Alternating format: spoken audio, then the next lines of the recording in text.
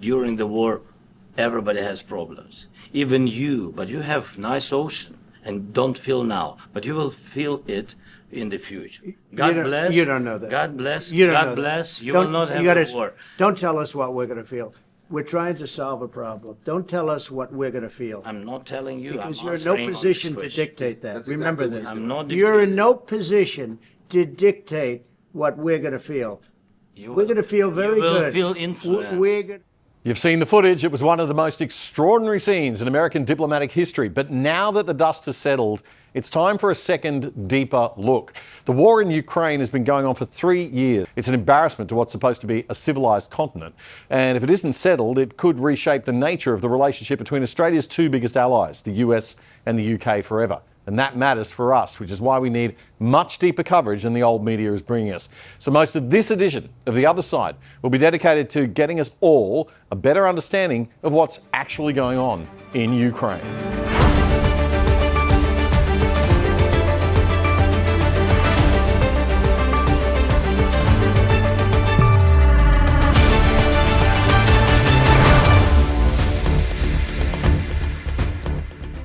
G'day Hobart, g'day Adelaide and g'day Australia. This is episode 404 of The Other Side for the fortnight commencing Friday, March 21, 2025. I'm Damien Coury and we are coming to you from a drenched and windswept Brisbane, but we are carrying on.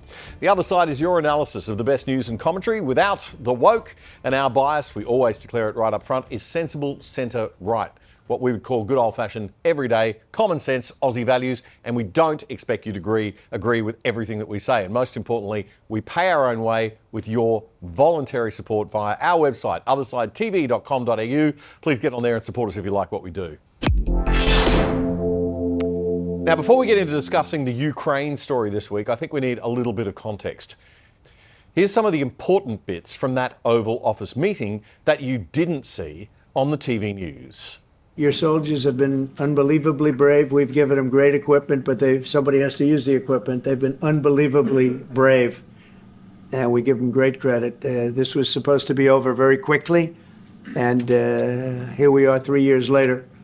So I give tremendous credit to your generals and your soldiers and yourself in the sense that it's been very hard fighting, very tough fighting. They're great fighters. And you have to be very proud of them from that standpoint. But now we want to get it over with. Appeasement of a guy like Putin doesn't please me one bit.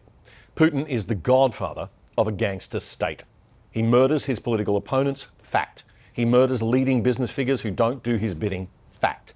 There's no free speech, no free media, and his people live under a regime that allows no criticism and is every bit as unaccountable, undemocratic, authoritarian and evil as the Soviet Republic of leftists that it replaced.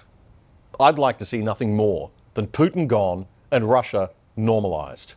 But we can't always get what we want. Putin and Russia are powerful, and Putin has no qualms about sending Russian boys to die on his behalf by the hundreds of thousands, 700,000 to be exact. Ukraine can't win this war without big support from both the EU and the US. Now, this war is about the border between free democratic liberal Western Europe and Putin's Russia. It is primarily Europe's war, not America's. But it's a war that the US taxpayers have been heavily funding for 3 years under their former president, Joe Biden. What the Biden administration did was terrible. They were giving money, but he had no security on the money. Europe, as you know, gave much less money, but they had security. It was in the form of a loan. They get their money back, and we didn't. And now, at least we're protected because the American taxpayer has to be protected too. What Trump's talking about there is the rare earth minerals deal. America's taken the deal off the table after the White House stoush and sent Zelensky packing. But Zelensky says he'd accept the deal if only it guaranteed Ukrainian long-term security. The deal would establish a joint fund for the US and Ukraine, in which 50% of the proceeds from future investments in government-owned natural resources would be deposited. But there's no commitment in writing from the US to support the country militarily, nor any arms to be provided, because Trump has indicated he wants to bring the war to an end, and he thinks committing more weapons might not achieve that. This is an incredible agreement for Ukraine because we have a big investment in their country now, and What they have, very few people have. And we're able to really go forward with very, very high-tech things and many other things, including weaponry that we're going to use in many locations, but that we need for our country. This allows us to do that. Now, Trump seems to be implying there that Zelensky's requirement for a security guarantee on paper will become less necessary by default if America is investing its know-how and manpower in rare earth mineral mining in their country, because they'll have their own interests to protect from Russian invasion then. This is a point that the respected US historian and geopolitical commentator Victor Davis Hanson made very clearly this week in his daily Signal show.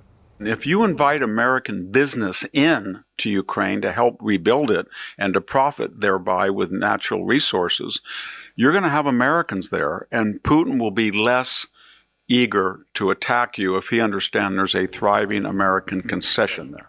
How Zelensky doesn't already understand that boggles the mind. It's a step-by-step process, and this is a very good first step.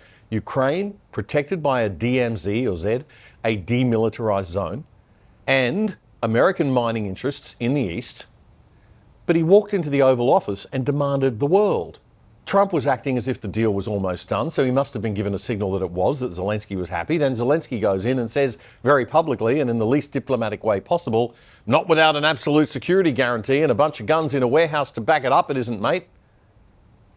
Dr. Davis Hanson explains that the other terms of the proposed agreement are serious too.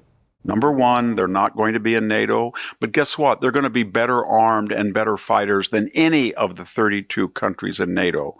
Vladimir Putin knows that. Number two, nobody ever said they were going to get back the Donbass nor Crimea. That's not going to happen. No president said, we're going to give you the military wherewithal to reclaim it.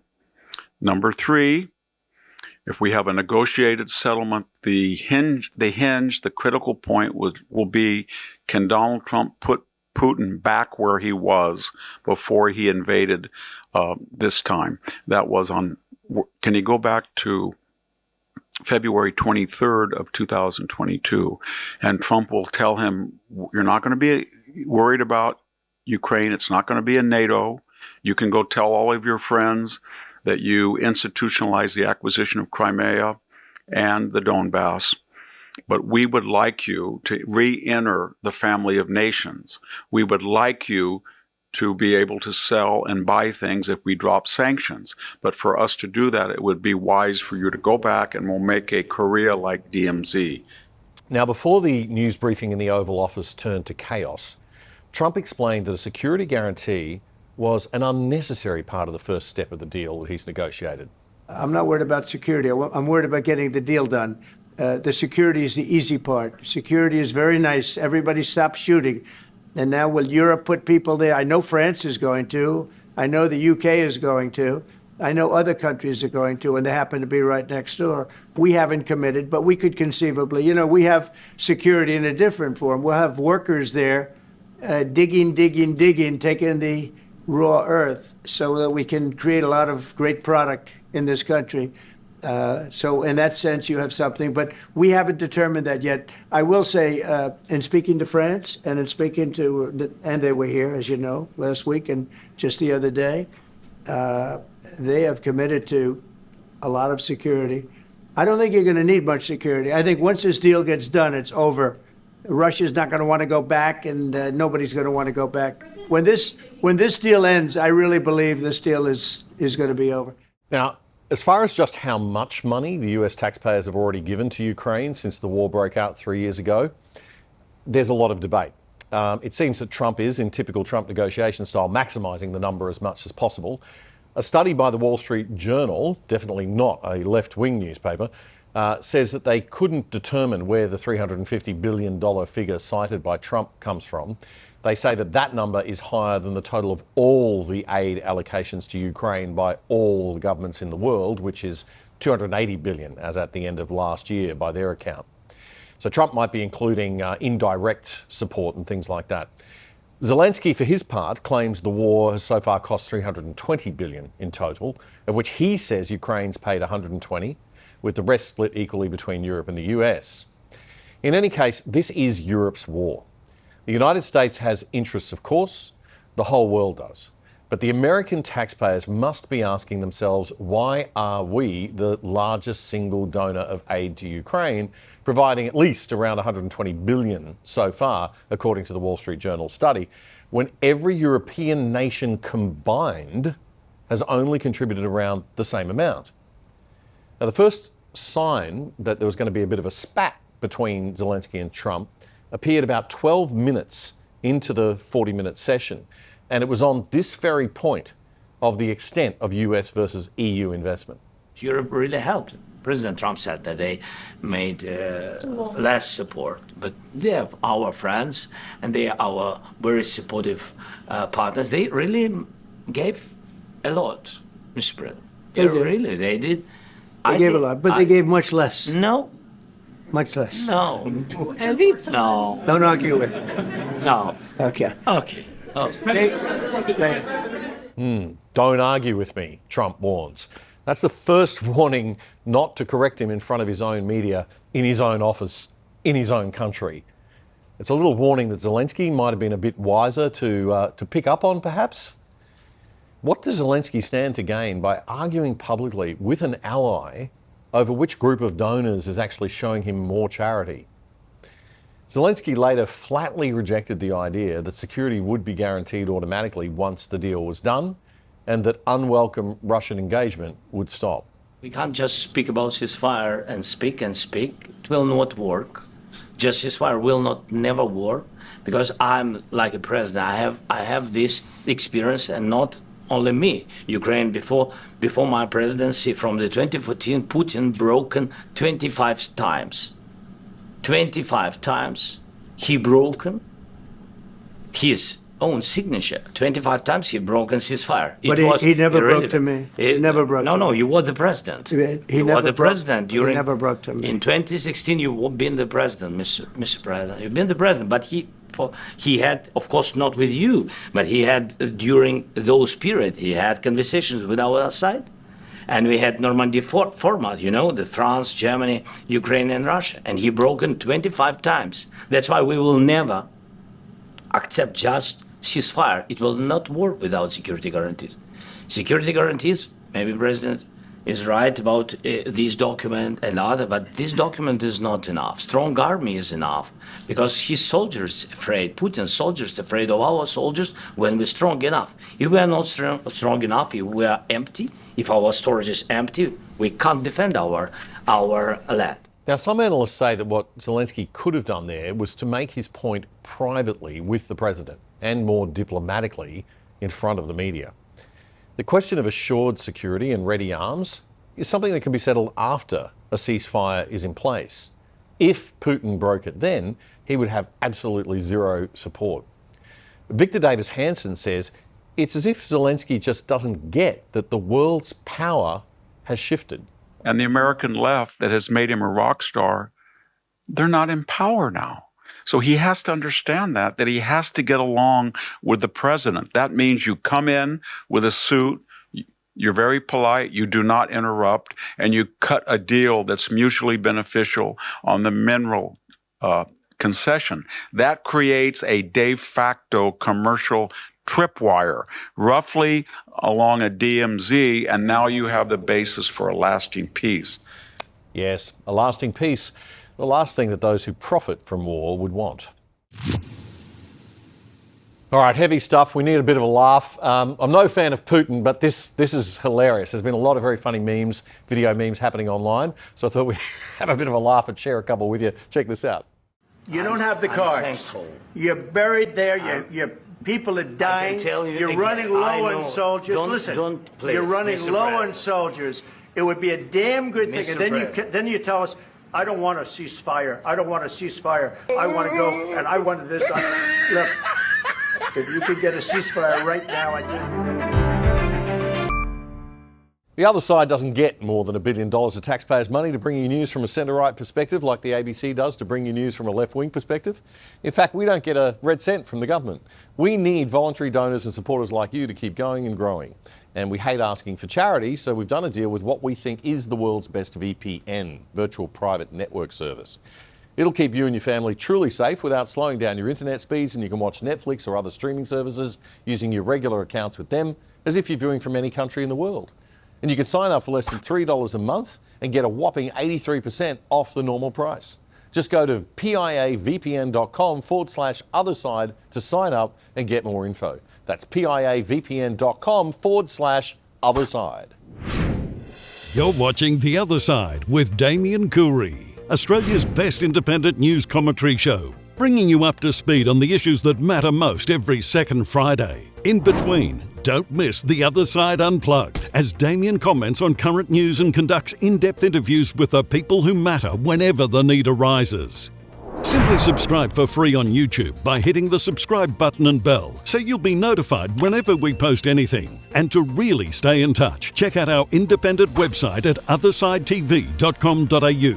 You can sign up for free there too, or join the exclusive side and help support our show for less than $5 a month. This is The Other Side. Other analysts looking at the White House stoush between Zelensky and Trump last week say that Trump's intention all along was to make others step up to the plate and fund more, especially Europe. And that strategy has worked. European leaders, including French President Emmanuel Macron and British Prime Minister Keir Starmer, met Sunday in London. And they are stepping up. Sky News UK's defence analyst Professor Michael Clark explained what that meeting was all about. It's a plan to show that Zelensky is the president of Ukraine, that the Europeans are sticking with him. They believe that he is the rightful president, that he shouldn't be giving up his role. It's a matter for Ukraine who they have as their president. And they want to back him. And this is a very deliberate meeting to show that the Europeans want to back him. And what they're saying is that they want to be able to tell the Americans, look, if there is some sort of peace deal, we are working towards, it's a step-by-step approach, being able to put something into the pot that will make a difference. Something military maybe, but certainly some sort of backup. But if there can't be a peace deal, they're also saying to Zelensky that we'll continue to support you. If you have to fight on, and goodness knows what the strategy would be behind that, we will do it. Professor Michael Clark on Sky News UK this week. He went on to discuss the use by the Europeans of the term coalition of the willing in expressing their unity to defend Ukraine. Now, talk to us about this coalition of the willing. It's a phrase that we're hearing more and more. It's a phrase that people will remember from way back in sort of 2003. Yeah, coalition of the willing. Those who were prepared to stand with the United States in 2003 in the initial invasion of Iraq. Very controversial, very, very conflicted. And it was Britain and Australia. And we were the coalition of the willing. And the reason they use that phrase, of course, is because it appeals to the United States. They remember what the coalition of the willing was. And what Keir Starmer is doing when he uses that phrase is say, remember 2003? We stuck with you through thick and thin. Even though we had our doubts, we stuck with you then. So maybe think about that. So who is in this new coalition of the willing? Well, the hub of it is Britain and France, the two major military powers in Europe. Italy is almost certainly in it. Giorgia Meloni was there yesterday and was making positive statements. I think she'll be in it. I think the Canadians will be in it as well. Not on this map. Trudeau was there as well. But who's not in it? I mean, Spain have said that they won't go into it. Germany has said that they can't yet go into it. I mean, Scholz, the Chancellor, is giving way to Friedrich Merz when he gets his government together, so he's not in a position to make a commitment. Poland, interestingly, have said no. Now, Poland's got an army of 110,000 and a lot of modern equipment. The Poles won't go into it, mainly because they worry that their 110,000 they made in Poland. I mean, look at where they are. I mean, there's Poland, here's Belarus, that's Kaliningrad, which is a little piece of Russia. The Poles feel very exposed to Russian pressure, and the Poles feel a responsibility to, just behind this label, the Baltic states, Estonia, Latvia, Lithuania, Northern Europe. And so the Poles don't want to commit themselves to Ukraine in case they need their army for other purposes. And they're worried that this thing might spin out of control. So who is not in it is as important as who is in it. That was defence analyst Professor Michael Clark on Sky News UK this week. One country that knows the threat that Moscow poses is Finland. Its Prime Minister Alexander Stubb was one of the men at the meeting in London, and he spoke to Bloomberg News afterwards. Sometimes public diplomacy doesn't work, but in these kind of situations, I think you have to be Finnish. Take a deep breath, take a cold bath, sauna, breathe, get back to the negotiating table. These things happen sometimes. What's the way forward? The way forward is to get President Zelensky and President Trump to communicate again and to get a minerals deal. I think that'll probably be a tipping point for a bigger deal towards a ceasefire and then towards peace negotiations. I don't think we are as far away as probably the public indicates. One of the things that we're trying to do in London with this summit organized by British Prime Minister Keir Starmer is to get a reading of the 3 meetings that were held with President Trump last week, take the best parts of it and find a way forward. What does Europe need to do now, though? We need to have a plan. One of the problems is that we have sort of this cacophonic diplomacy. We have different types of groupings and organizations dealing with different types of things. If we want to have an initiative, there needs to be a European and Ukrainian peace plan with which we can then talk with President Trump and later on with President Putin. That's Finland's Prime Minister Alexander Stubb giving a bit more insight there into the European thinking. He says the plan will have 3 phases, putting Ukraine into a position of strength, first of all, via military, political and financial support, before negotiations begin to put pressure on Russia. And then find some kind of security arrangements where Ukraine takes the lead, Europe supports, and the US provides the backstop. That's stage number 1. Give that as a plan. Stage number 2 is a ceasefire, and stage number 3 is actual peace negotiations. Prime Minister Stubb says if it was up to him, Europe would have a special envoy set up to represent all European governments in this process.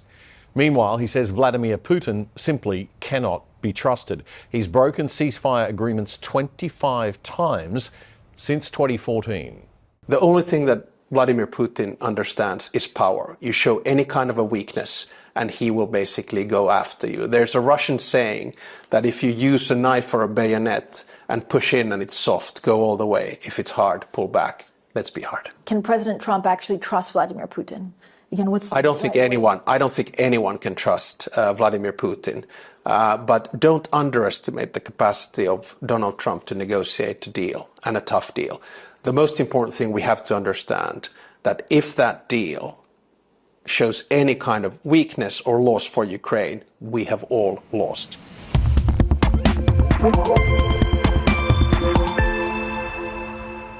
You're watching The Other Side, your fortnightly analysis of the best news and commentary without the woke. We drop a new show every second Friday night.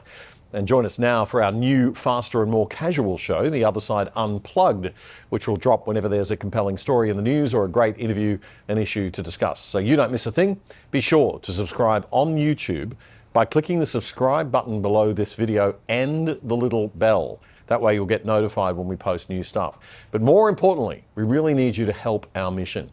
So if you can spare $5 or $10 or $20 a month and you want to get behind what we're doing at The Other Side so we can do more of it, please head over to othersidetv.com.au and sign up to the exclusive side and support us for less than $1 a week. We really do need your support. That's othersidetv.com.au. And even if you can't afford to support us financially, you can also sign up for free, as we can then still keep in touch if the Information and E-Safety Police come after us. We are about to clock 50,000 subscribers on YouTube, which is a real milestone for an Australian-focused show with a majority 80% plus Australian audience. It's the equivalent of having 650,000 subscribers as an American show. So it really is something that we're at 50,000 subscribers on YouTube. But unfortunately, our revenue doesn't come from that. It comes from those of you who contribute on othersidetv.com.au. And we are around about 200 subscribers on that. So we really need to get that up tenfold in order to continue our mission. So please do help us out. We could really do with it. Check it out.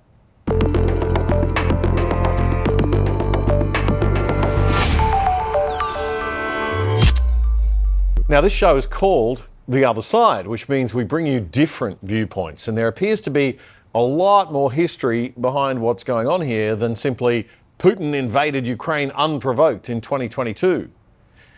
We know the Biden family were involved in questionable activity in Ukraine thanks to Hunter's laptop and his unusual board position on a Ukrainian gas company. We know that they tried to use a Ukraine story to impeach President Trump during his first term, accusing Trump of having had an inappropriate phone call with Zelensky. The Democrats claimed that Trump had asked Zelensky in that call to investigate the suspicious Biden activities, which actually was totally okay.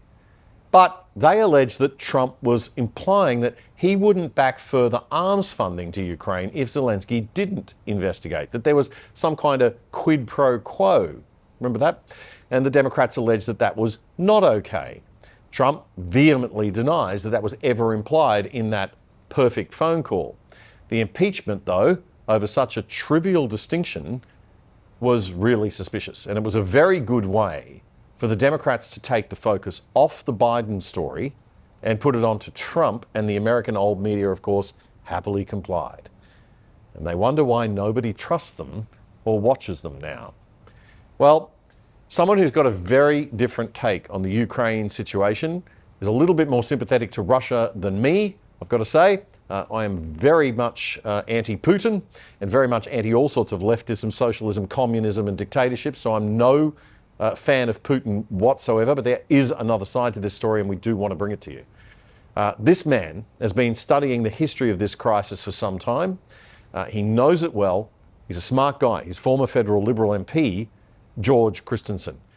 George posted a thread on X this week following the Trump-Zelensky Whitehouse incident, and the thread has so far received something like 17 million views worldwide. And he's subsequently been speaking with media in the UK and abroad. And George Christensen joins us now. Thanks, George, for your time. Thank you very much, Damien. So, George, the essence of your post on X, your thread on X, was basically that this war didn't pop out of nowhere. It wasn't just a case of Vladimir Putin in an unprovoked way invading another country, that there's a lot of history that went down beforehand, not justifying in any way the action, but at least providing some background context to it that we should probably understand. Can you, in as brief a way as possible, just take us through that background? Yeah, look, very quickly, obviously people want to simplify this as Russia bad, Ukraine good. It is far from that. It's much more complicated, as most things are. I could go back to sort of ancient history, how Kiev was the home of the Rus people that eventually become the Russian people, how intertwined Ukraine and Russia are. I mean, the name Ukraine itself, Ukraine as a nation is a modern invention. It was always called the Ukraine. And the word Ukraine in Slavic actually is borderlands. So it was the borderlands of Russia. The distance sort of as Russia sort of faded out and the West began. And that's where a lot of these issues are today. If you look to modern history, the eastern part of Ukraine, an area called the Donbass, which roughly covers these provinces called Luhansk and Donetsk. You might have heard of them on the news. Well, let's go to 2014. Now, that's only 11 years ago. And what happened there is that the provincial governments in Donetsk and Luhansk, that area known as the Donbass, they decided that they no longer wanted to be part of Ukraine because the Ukrainian government tried to crack down on everything Russian. These people that live there are ethnically Russian and culturally Russian. So they took great offense to it. Yeah. I have heard this before. I've also heard the opposite. I've also heard that there's a substantial number of people that see themselves as Ukrainian, don't want to not be part of Ukraine anymore. It's a bit of a Northern Ireland, Scotland sort of situation, I guess, that you've got that divided feeling. But the separatists, I guess, there was a separatist movement, like a full-on separatist movement? By far, I don't know that any rational geopolitical observer would say that by far, and I do mean by far, the majority of people that live in that area feel ethnically and culturally Russian. Now, they tried to overthrow, as in Kiev, tried to overthrow the provincial governments there. They rebelled. It was seen as a renegade or a revolutionary sort of movement, to separatist movement. And what ended up happening is that the government in Kiev actually started firing missiles into these areas, started shooting people.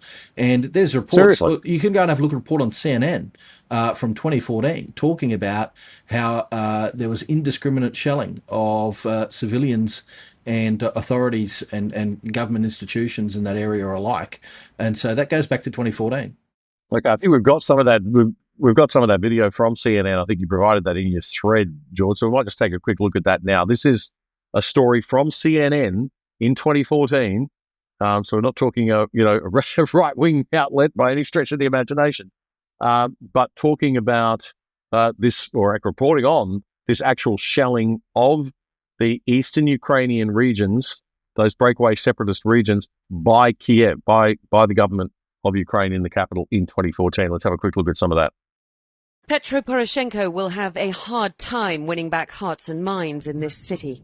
As the people of Donetsk sweep up the debris of their homes and livelihoods, they are hardened against a president they say is killing his own people. We are Ukrainian, but they kill us, this man says. So we probably need our own country, because these people in Kiev, they are not brothers for us. The shells hit these homes days ago, but the tears are still fresh. 2 people were killed outside this block of flats last Wednesday. One of them was a 50-year-old woman, the other a 34-year-old woman. Her husband, who won't talk to us, he says he's in shock, managed to make it down to the cellar with their little child, but she just didn't have the time. And this is a story that repeats itself over and over in dozens of apartment blocks, with civilians being killed by the constant shelling around Donetsk. Yeah, that's pretty amazing stuff, George. And I think it certainly sheds a light on the complexity here, right? It's not as simple as everybody would like to think. And, after all of that, there was referendums. Now you can dispute referendums. They can always be disputed in terms of their authenticity and how solid and secure they were. Nonetheless, we've got figures of like 98% wanting to cede from Ukraine. Now, even if it was inflated substantially, you'd have to say that at 98%, it's still a strong majority that would have voted for. And look, I hear the arguments that, you can't rely on that. Well, if that's the argument, let's send in the UN, let's send in whoever it might be, NATO, to actually oversee a referendum in that area to see whether those people in those provinces want to remain with Ukraine or want to go to Russia. I would be willing to bet a large amount that even a referendum held by NATO would show that the vast majority want to go to Russia. And so that brings into question sovereignty. And, there's a lot of talk about sovereignty. Russia has invaded Ukraine. But actually what's happened is that those provincial governments, renegade governments that Ukraine would call them, have actually invited Russia in for protection because they feared that they were going to get annihilated. We've got a situation now where Russia holds the Donbass, right? Most of it. Yeah, they do. Yep. And it doesn't look like they'll be giving it back. They won't be giving it back. So the only way forward for peace, and this could have been sorted out in only about a month or two after it started. Before 1 million young men died. Yeah, before 1 million young men died, before a lot of Ukraine was reduced to rubble. We had the Istanbul Accords, peace discussion that happened between Russian authorities and Ukrainian authorities. And the reality was they were both about to sign the dotted line. And then the West got involved. Then Boris Johnson started telling them, don't sign. And they didn't sign. So it was abandoned at the last minute because of Western pressure. And you know what? A deal will be done, and it'll probably be done very soon by the looks of tweets or posts on X that are coming out from Zelensky at the moment, and what Donald Trump is saying. And that deal will be almost exactly the same as the Istanbul Accords. So you've got to ask yourself, why the hell have we sent so many young men into the meat grinder there in Eastern Europe? And it's all for nothing. It's horrific. Yeah, it is, because... So what was the motivation for Europe? I mean, it's basically about containment of Russia. And wanting, obviously, over-optimistically wanting regime change in Russia, which, unfortunately, as evil as Putin might be, he's powerful, nasty and powerful, and can resist and has the ability to resist that sort of pressure. That's blown up in their faces, because probably, if anything, when a country goes to war and it's sort of pitting us versus them, people normally get behind the leader, and I think that's probably only consolidated his position there in Russia. And look, it has to be that. It has to be a matter of trying to screw Russia down and in hope that Ukraine would become their Vietnam or something like that. But that hasn't happened. And can I just add one thing? If we're saying that, no, we'll take what NATO and the West are saying, Western leaders are saying at face value about, it's bad that Russia has invaded this territory. Let me talk to you about a little something called Kosovo, where Kosovo was a province of Serbia. Kosovo wanted to separate. Serbia started bombing Kosovo. NATO stepped in at Kosovo's request and protected them and started shooting at Serbians. So how is that situation any different to what Russia has done? It's really bizarre, and that's why I say this whole situation is very complex. There's a lot of hypocrisy in it, but at the end of the day, this was all about trying to screw Russia down, and I think it's failed. And I think, you know, we've, as I said, million people probably just lost their lives all for nothing. Well, more than 17 million views your tweet thread has got, so I urge people to go and have a little bit of a read of that if they want to learn a little bit more. We're going to take a break right now, George. We need to just quickly take a break. We'll come back, and I want to get your thoughts when we get back on that Oval Office meeting and just where you think things have gone since and where they will end up. Stay with us.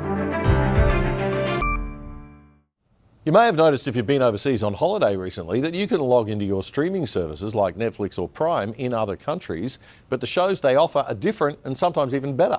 You're paying good money for those subscription services. Why can't you watch? Well, with a virtual private network or VPN, you can log in from home here in Australia with an internet address from anywhere in the world. And big corporations and big government can't see where you are. Now, to be clear, criminals can still be actively found with police warrants, of course, but the average honest citizen will have their location protected from prying eyes of corporate marketers and government bureaucrats. If you sign up now with private internet access, we think they are the best VPN service out there. That's private internet access.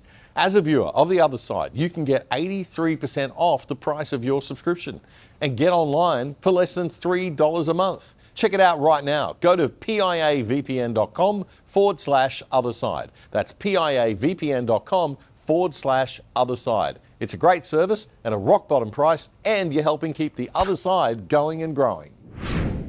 The Other Side with Damien Coorey is Australia's best independent news commentary show, bringing you up to speed and diving deep on the issues that matter most in around an hour, with a new episode dropping every second Friday. As we enter our 5th year, we're going to be bringing you more content via our YouTube and X channels at Other Side Oz with The Other Side Unplugged. Damien will drop comments on the news whenever something important happens, and in-depth interviews with people who have real insight and value to add. More content when it matters, but only when it matters, so you don't miss a thing. Subscribe now to our YouTube channel at Other Side Oz by clicking the button and the bell below the picture frame, and follow us on X now at Other Side Oz. That's AUS at Other Side Oz. It's free. This is The Other Side. And we're speaking to George Christensen, Australian local government councillor, former Liberal National Party federal member of parliament, and a man whose tweet this week got 17 million views, which is massive, all around the world, on his analysis of the Ukraine situation. We've just been speaking to George about the history there and the fact that the story is a little bit deeper than we are led to believe in the West and through the Western media typically. But George, I want to get your view on that play, the power play that went on. We've heard a lot of people's different views in the show this week, but just in terms of what you saw and what you thought Zelensky was up to, what you thought I guess the Europeans are up to. I mean, we had the meeting with Macron, then we had the meeting with Trump, and then we had the meeting with Starmer and Trump, then we had the meeting with Zelensky and Trump. So it's obviously a staged process. What is actually going on here in your opinion? Well, here was Zelensky going on one of his worldwide begging tours once again, and I think that Zelensky was very badly advised. The rumour mill has it that all of the never-Trumpers, a lot of the deep state operators, Victoria Nuland being one of them, had schooled Zelensky in how he was to approach this meeting, how he was to deal with Trump and Vance. I think he's horribly advised because, we all saw what went down. It was like a train wreck, a slow-moving train wreck that we couldn't take our eyes off. Yeah, and I mean, it started out okay. I mean, before things got heated, Zelensky made quite a good case. I mean, you can't blame him for going in and fighting for his cause. He said that Putin can't be trusted and that Ukraine needed air defense support commitments from the United States and also needed a long-term commitment that of security. Obviously, that was the thing that they were pushing for the most. So let's just take a little listen to that part, to be fair, and give Zelensky his minute. This is his case that he put to Trump. Air defense, really, we have big deficit with all these systems, and we need to provide this. We need it very much. Otherwise, Putin will never stop and will go further and further. He doesn't want. He hates us, you know? It's not about me. He hates Ukrainians. He thinks that we are not a nation. He thinks, and he shared these thoughts, I think maybe with your team also, I don't know. But with all the Europeans, in media, officially and not, he always said that there is no such country, such nation, such language, and such life like Ukrainian. No, he really doesn't respect all the Ukrainians, and he wants to destroy us. And you are right, Mr. President, that's 2%. This document, maybe other documents, it's a very good start, very good, but it will not enough to stop this person. So what struck me there looking at that video, George, was that Trump seemed to think that a deal was done. I mean, I know the Americans had a press conference set up. They had the flags up, the Ukrainian and American flags are ready to make a post-deal signing press conference. So they thought they were that close to it. And then things just got derailed because it looks like Zelensky seemed to get agitated every time Trump alluded to the fact that there didn't need to be a security agreement. What was your take on why it went off the rails and what happened there? I mean, look at the chain of events. He went in there aggressively, had that confrontation with Donald Trump, left the White House. Next thing, a whole heap of European leaders start posting on social media the same message. Bizarre, exactly the same message, almost like an orchestrated campaign. Next thing, you very quickly have European leaders descending into London there, everyone fawning themselves, trying to outdo each other to see who can fawn and splash more cash at Zelensky than the other. And then after the press conferences and all that's done, you read the fine print of everything that everyone said, and it's only if the US comes with us. Then the next thing, Donald Trump, who is, he might not be a good chess player, but he's bloody good at checkers. And he jumped him. He jumped all of them by just saying, okay, we're going to turn off the taps. No more military funding for Ukraine. And next thing, Zelensky is capitulating. So Donald Trump is always masterful at the deal. He has got what he wants, and what he wanted was peace. And I guarantee you that there will be a quick move to go back to what was decided only a few months into the Ukraine conflict that happened at the Istanbul and the Istanbul Accords. That'll be dusted off, might be a little bit changed here and there, but nonetheless, Russia will essentially annex that Donbass area, the Donetsk and Luhansk, or it'll be considered sort of a no man's land that belongs to no one, although Russia will probably have peacekeepers in there. And that'll be it. I think it is a fiction that they're going to keep on moving eastward. The question is, keep on moving westward rather. The question is NATO going to keep on moving eastward, or will they just stop that now? And I think that will be a condition of whatever peace agreement comes out, that Ukraine is never joining NATO. But what's not going to help, Damien, is the talk from politicians like Anthony Albanese, who just wants to be part of the action, puffing out his chest and saying we're going to send Australian troops over there. I mean, my goodness. Why should Australian men and women of our armed forces be sent over to Eastern Europe to potentially die in a conflict that has absolutely nothing to do with us? I think that man should stand condemned for that statement. That was absolutely ridiculous. It is political posturing, and it is posturing with the lives of young Australian men and women. It's so wrong. Yeah, absolutely. Something else that was interesting was also that, the American media assuming en masse, the mainstream media, the old media, assuming that Trump had made an error and that J.D. Vance had made an error and saying that this was a big embarrassment. But American polling company Wick Surveys polled 1,100 people straight after the meeting using their new technology. They got them to watch an 11-minute clip of the meeting, that 11 minutes where it got quite explosive. So even without the very calm and sensible lead up to that 11 minutes, and they still found after that 55% of people wanted a negotiated solution, and only 30% thought that the war should continue and the United States should continue to fund Ukraine. So more people thought that Zelensky was offensive than Trump. 62% thought that Zelensky was offensive, and 2/3 of the people surveyed thought that Trump's social media post right afterwards was positive, with almost a third of them rating it as excellent. So, and this is a broad spectrum segment of the population, 1,100 people, equally Democrat and Republican voters. So once again, the old media getting the narrative wrong or trying to drive their own narrative that isn't shared by the audience. There's a reason that he made it all public, Damien. He knew how it would go down. He was very careful in his language, saying to Zelensky, you haven't thanked America yet. You haven't thanked the American people. That language played very well with the American public because it's true. It's true. Yeah, it wasn't as out of control as people think it was. I mean, Trump was very cautious and measured. Even when he got angry, he got angry in a very measured way, I thought. And he said, this is going to make very good television. I think it's important that people see this.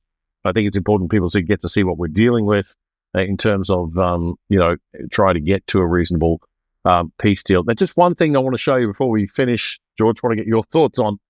There was that little bit where Zelensky, it was quite extraordinary because, again, we're dealing with somebody who's got incredible hubris and must have had the full weight of a strategy of the Europeans behind him to have the guts to do this. I was going to say something else then, but to have the guts to do this, he really, he's sitting there telling Donald Trump, he said it twice, and I think a lot of people might have missed it, but he said, you will feel the influence. You will feel the influence to Donald Trump when Trump was saying, don't tell me how I'm going to feel, what I'm going to feel, or how I'm going to feel. Let's just have a quick look at that clip.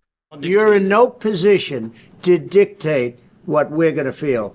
We're going to feel very good. You will feel influence. We're going to feel very good and very strong. You will feel influence. You're right now not in a very good position. You've allowed yourself to be in a very bad position, and he happens to be right about it. From the very beginning of the war. You're not in a good position. You don't have the cards right now. With us, you start having cards. Playing cards. Right now, you don't. You're playing cards. Mr. President. You're playing I'm very cards. serious. You're gambling with the lives of millions of people. You're gambling with World War III. What do you think You're gambling with World War III. And what you're doing is very disrespectful to the country, this country. That's with back all to respect you. to your Far country. more than a lot of people said they respect. should have.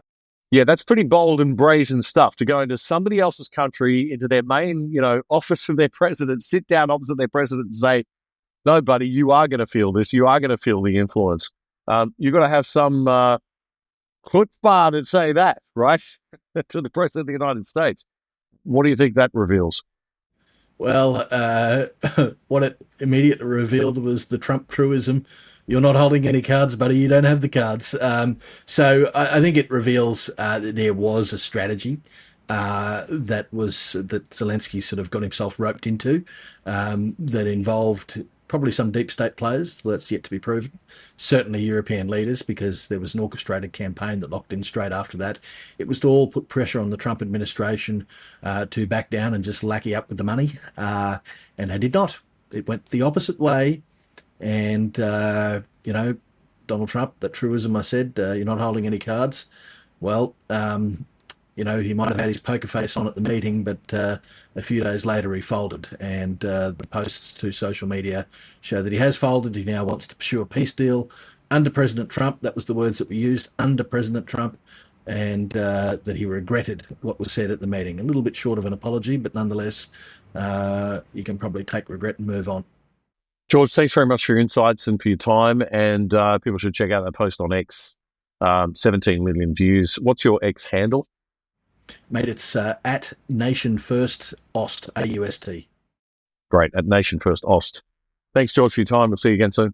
Thank you. The Other Side is Australia's best completely independent news commentary YouTube channel, bringing you up to speed and diving deep on the issues that matter most. Our fortnightly news catch-up and deep dive show, The Other Side with Damien Cooley, drops every second Friday night. And our new random The Other Side Unplugged content will appear whenever we have high-quality, meaningful content that matters to bring you. To keep producing and growing, we rely on support from ordinary viewers like you who care about the quality of news and commentary in Australia. The best way to support us is by becoming a member of the exclusive side on our website and contributing a small amount each month to the cause. You can do so for less than $5 a month, and we'll drop you an email when we post new content so you never miss a thing. Check out our website at othersidetv.com.au. That's othersidetv.com.au, or scan the QR code on your screen now with your phone camera. This is The Other Side. The respected US online publication, The Free Press, reports that in Moscow, officials are continuing to welcome Trump's approach to the Ukraine conflict and his foreign policy more generally. Russia's propaganda arm, its state TV, described a new world order has emerged with Trump in the White House. Now everything is being decided inside a big triangle: Russia, China and the US. Within this, the new construction of the world will come to fruition. The EU, as a united political force, no longer exists, they say.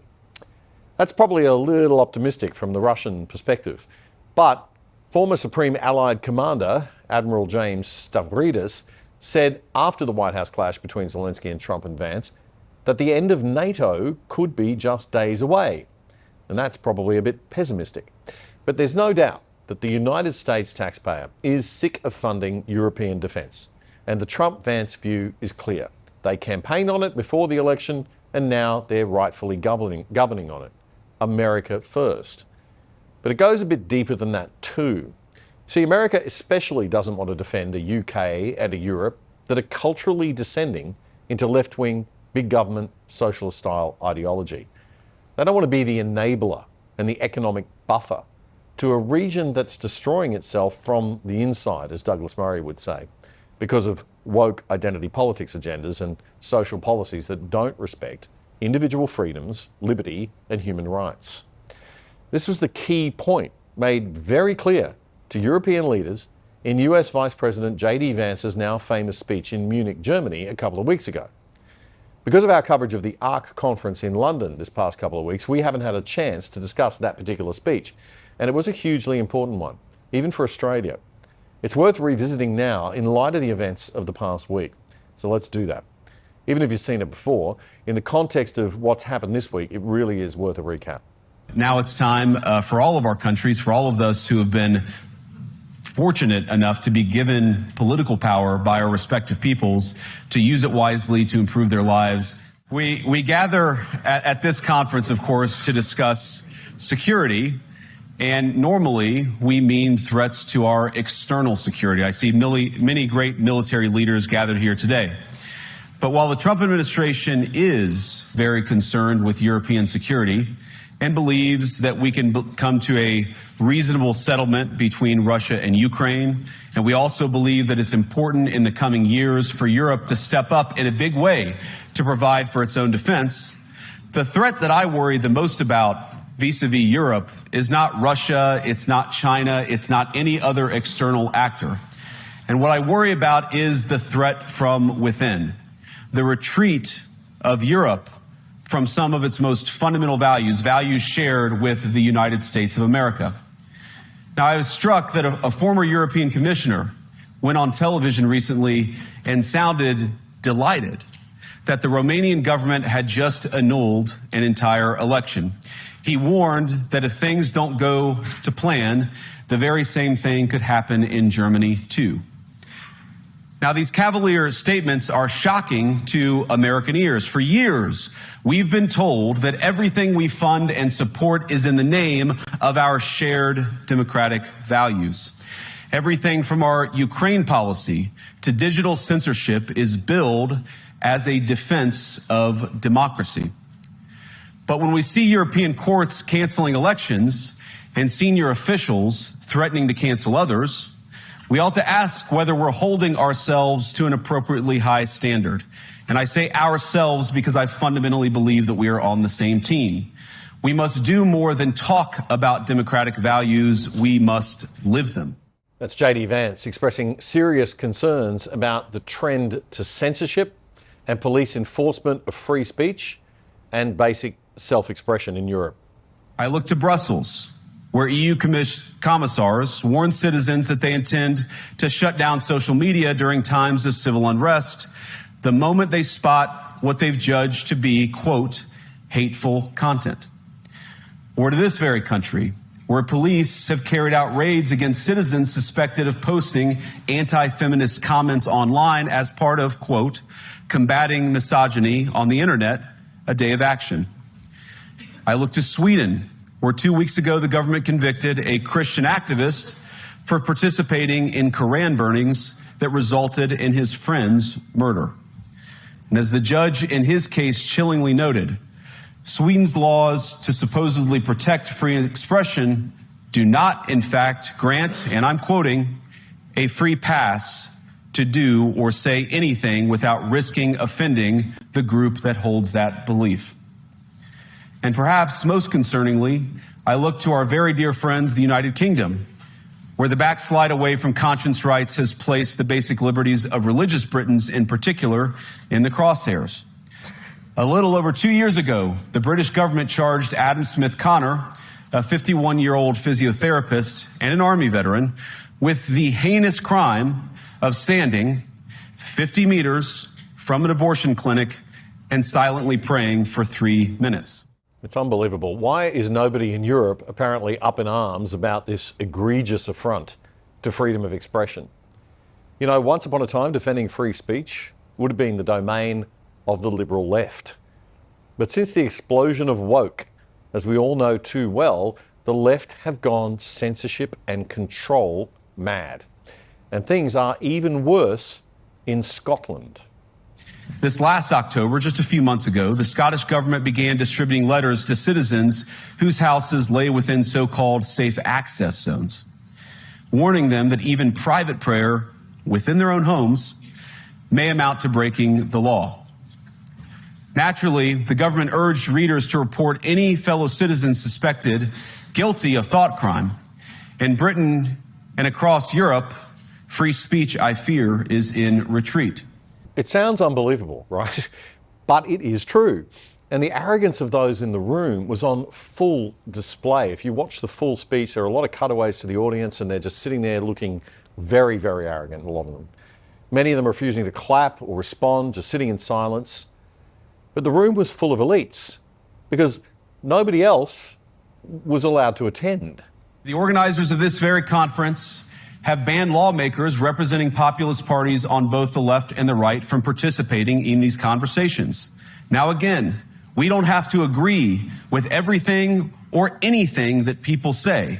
But when people represent, when political leaders represent an important constituency, it is incumbent upon us to at least participate in dialogue with them. Indeed, not speaking to the other side, not even attempting to understand them, but just calling them deplorables and ignoring them and treating them as worthless doesn't end well for any culture or country. And it certainly looked as though the people in that room really needed to hear that message, as do our political leaders from all our major political parties in Australia when it comes to the regulation of free speech. Now, to many of us on the other side of the Atlantic, it looks more and more like old entrenched interests hiding behind ugly Soviet-era words like misinformation and disinformation, who simply don't like the idea that somebody with an alternative viewpoint might express a different opinion or, God forbid, vote a different way or, even worse, win an election. Look at the faces on the men in that room as JD Vance tells them that they have to think at this security conference not about what they're defending themselves from, but defending themselves for.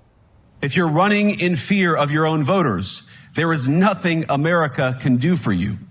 Nor, for that matter, is there anything that you can do for the American people who elected me and elected President Trump. You need democratic mandates to accomplish anything of value in the coming years. Have we learned nothing that thin mandates produce unstable results?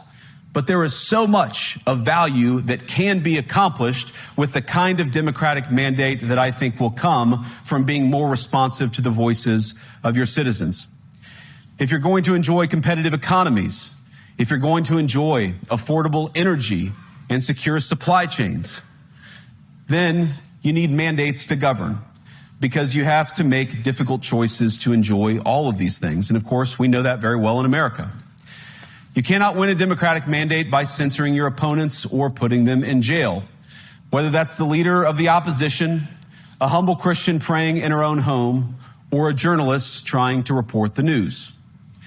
Nor can you win one by disregarding your basic electorate on questions like who gets to be a part of our shared society.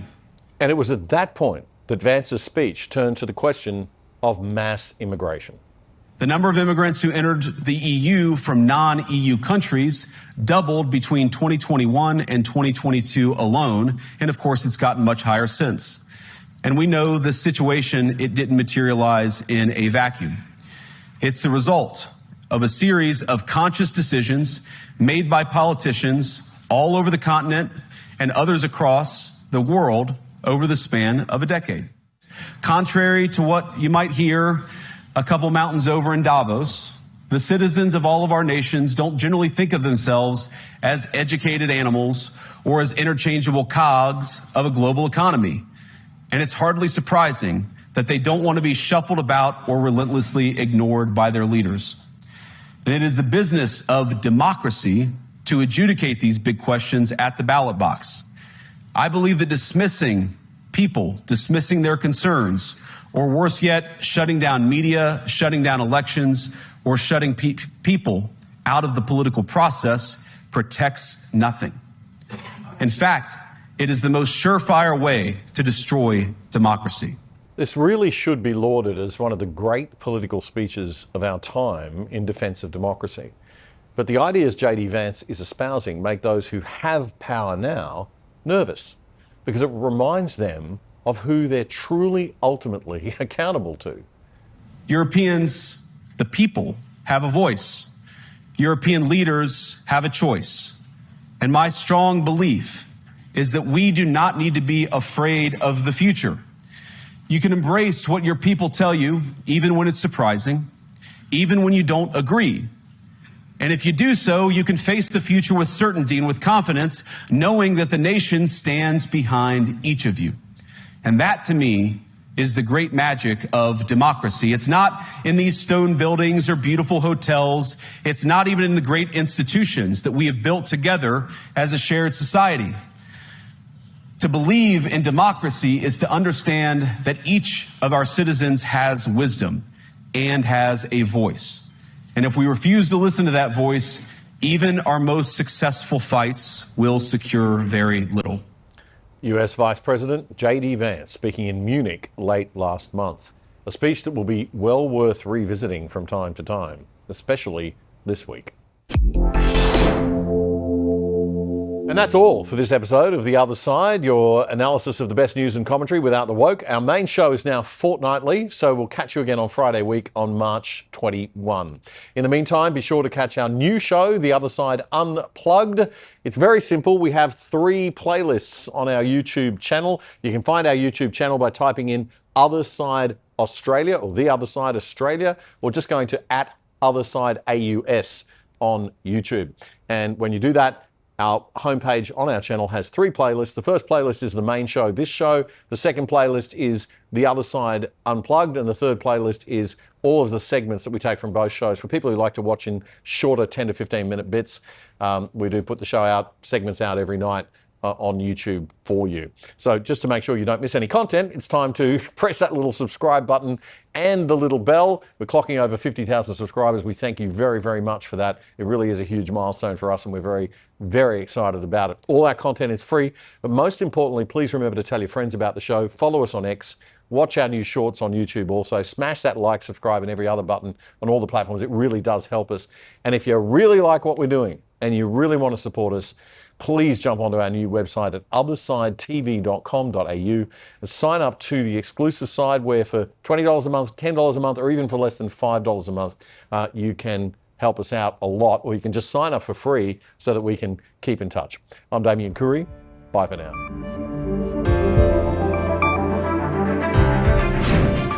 The Other Side with Damien Curry is Australia's best independent news commentary show, bringing you up to speed on the issues that matter most every second Friday. In between, don't miss The Other Side Unplugged, as Damien comments on current news and conducts in-depth interviews with the people who matter whenever the need arises. Simply subscribe for free on YouTube by hitting the subscribe button and bell, so you'll be notified whenever we post anything. And to really stay in touch, check out our independent website at othersidetv.com.au. You can sign up for free there too, or join the exclusive side and help support our show for less than $5 a month.